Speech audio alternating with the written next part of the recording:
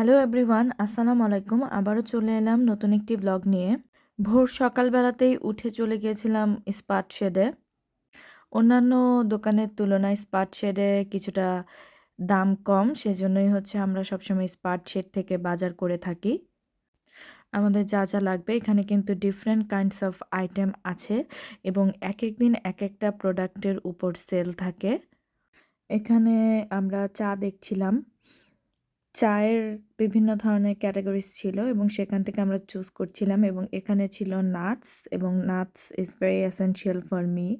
So আমি nuts দেখে এখান থেকে কিছু নাটস নিয়েছিলাম। দেন ফ্রুটসের সেকশনে গিয়ে ফ্রুটস দেখছিলাম। নর্মালি আমাদের বাংলাদেশের মতো এখানে ফ্রুটসের সিস্টেম নাই। এখানে আপনারা চাইলে একটা দুটো করেও প্রোডাক্ট বা ফল নিতে পারবেন। এটা কিন্তু আমাদের দেশের মতো না, চেরি এবং খেতে খুব ভালো টেস্ট। আমরা প্রতিদিন ঘুরে ফিরে দেখি যে কোনটা কোন প্রাইসে আজকে সেলে আছে বা অফারে আছে এবং সেই অনুযায়ী আমরা ফ্রুটস এবং শাকসবজি যাই থাকে না কেন সেগুলো কিনে নিই। অস্ট্রেলিয়াতে যেটা সবচেয়ে ভালো লাগে সেটা হচ্ছে পিয়ার্স। পিয়ার্স খেতে খুবই মিষ্টি এবং খেতে খুব চমৎকার লাগে। এখানে শুধু আপনি দেখবেন বেবি পালং শাক আছে, মানে ছোট ছোট পালং শাক, যেগুলো হচ্ছে আপনি নর্মালি খেতে পারবেন বাট খুবই এক্সপেন্সিভ। আর এখানে যা যা সবজি আছে এগুলো বলতে গেলে একদমই বাংলাদেশের সাথে মিল নেই এবং প্রোডাক্টগুলো হচ্ছে আপনার বাংলাদেশ থেকে ডিফারেন্ট এবং এই ধরনের শাকসবজি আসলে আমি বুঝতেও পারছি না কিভাবে এক্স্যাক্টলি রান্না করে, তাই আমার অনেক ধরনের সবজি এখনও ট্রাই করা বাকি আছে।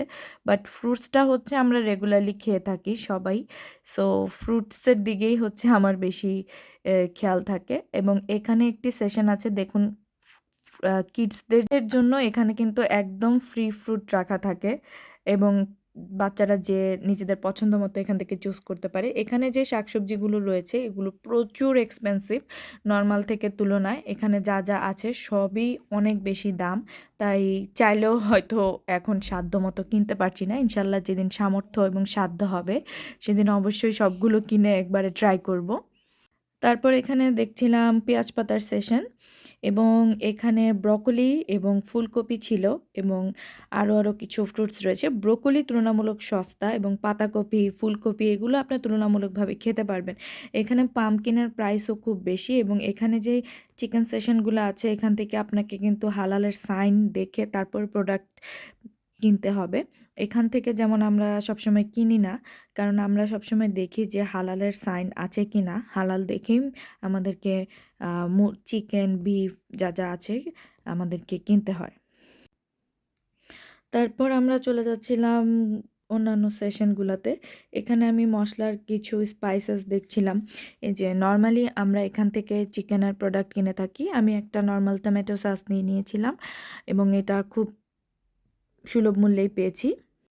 এখানে মিল্কেরও অনেক ধরনের অপশন আছে এবং মিল্কের প্রাইসও কিন্তু এভরিডে ভ্যারি করে। এখানে ছিল আইসক্রিমের সেশন এবং এখান থেকে আমরা আইসক্রিম দেখছিলাম যে কোনটা সেলে বা অফারে আছে নেয়ার জন্য এবং বাকি যে প্রোডাক্টগুলো আছে সেগুলো দেখছিলাম। এখন আমার আইসক্রিম ট্রাই করা হয়নি যদিও, বাট ইনশাল্লাহ ইচ্ছা আছে বিভিন্ন ফ্লেভারে আইসক্রিম ট্রাই করব।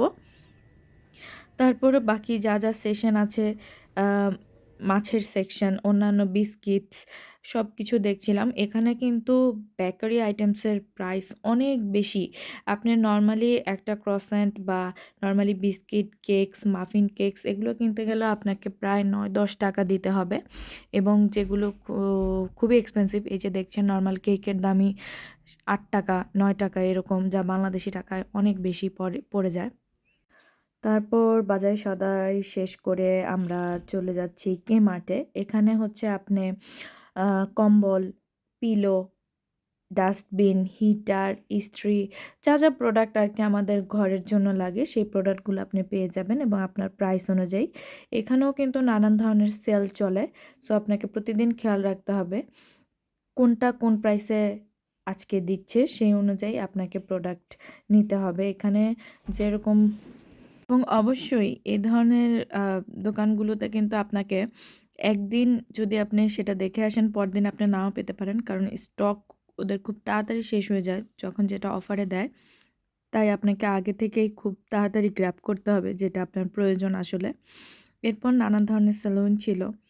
সকল সেলুন থেকে আমরা ঘুরে দেখতে দেখছিলাম। এটা অ্যাকচুয়ালি মলের যে পাশে ছিল সেটাতে গিয়েছিলাম। যেহেতু আমরা মরলেতে থাকি তাই এখানের আশেপাশের মার্কেটগুলো থেকে আমরা মার্কেট করে থাকি। এরপর চলে গিয়েছিলাম কোলসে এবং কোলস থেকে আমরা নানা ধরনের জিনিসপত্র দেখছিলাম এবং সেখান থেকে কী কী কেনা যায় সেটাও দেখছিলাম এবং অপেক্ষা করছিলাম কখন আমাদের সিরিয়াল আসে। বিভিন্ন ধরনের কেকস, স্ন্যাক্স এগুলো দেখছিলাম। অনেক ধরনের অফার ছিল